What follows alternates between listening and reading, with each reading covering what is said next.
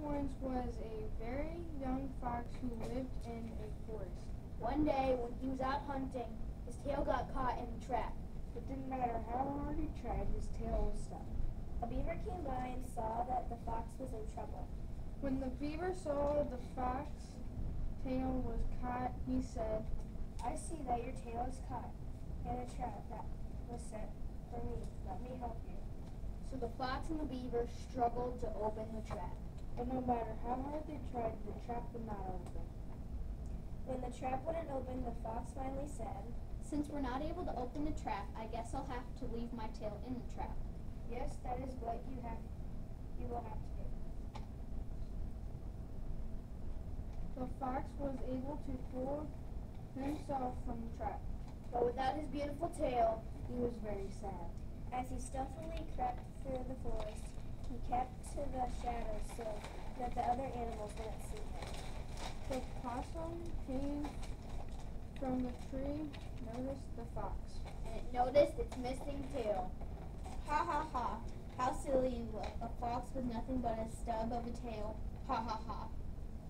The fox was sad enough and didn't need anyone to taunt him, he said. Don't laugh at me. Someday you could find yourself without a tail.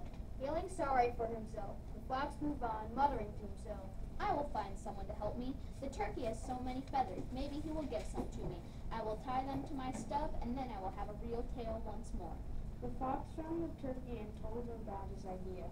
But the turkey taunted the fox, saying, "Gobble, gobble, gobble, what a silly idea. A fox with turkey feathers for a tail? Feathers belong to birds, not foxes." Disappointed and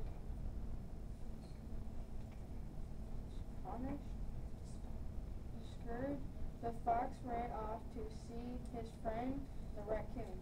You have such a beautiful tail. Mine was like that once. What should I do to get a tail like yours? "I don't know. Just don't ask me to cut off my tail and give it to you."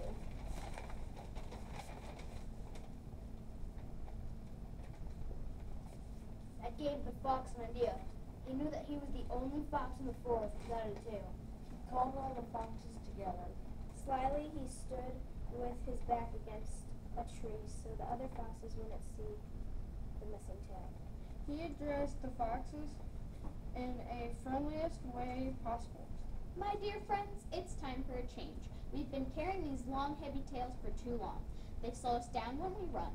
They get in the way when we sit. We don't need our tails any longer. We must cut them off. Old Fox was the first to speak. "What? How did you come up with such a silly idea? Why are you standing against the tree? Surely you haven't lost your tail." The fox was very sad now, he said. Yes, you guessed right.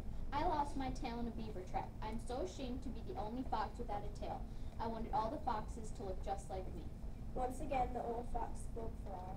"It must be terrible to be without a tail, but surely you don't expect us to cut off our tails and share your bad luck." "Misery loves company,"